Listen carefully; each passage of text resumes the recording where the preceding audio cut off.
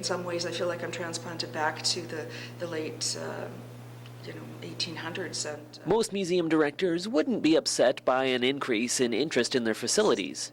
And while Janet Prebyszowski-Daniluk is happy to see more foot traffic, she just wishes it were for a different reason. It's increased dramatically.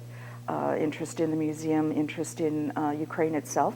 A lot of people really know, unless they had some sort of Ukrainian connection or knew somebody or had a relative or whatever, there's not a real broad base of knowledge about Ukraine. The current situation in Ukraine is just the latest chapter in a troubled political history that has helped bond that country to Saskatchewan.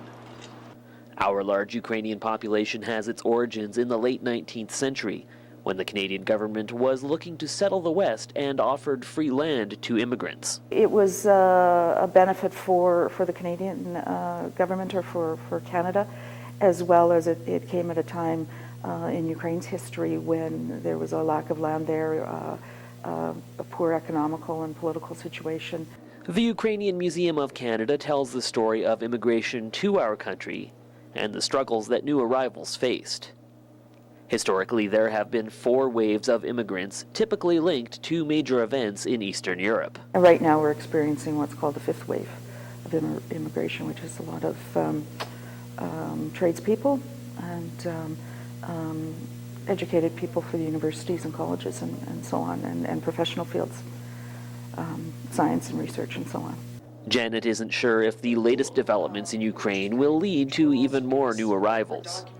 Immigration isn't nearly as easy as it once was, and those looking to escape still face the same obstacles. It's still a matter of getting here, of having employment to come for, and to be able to make a living in Canada.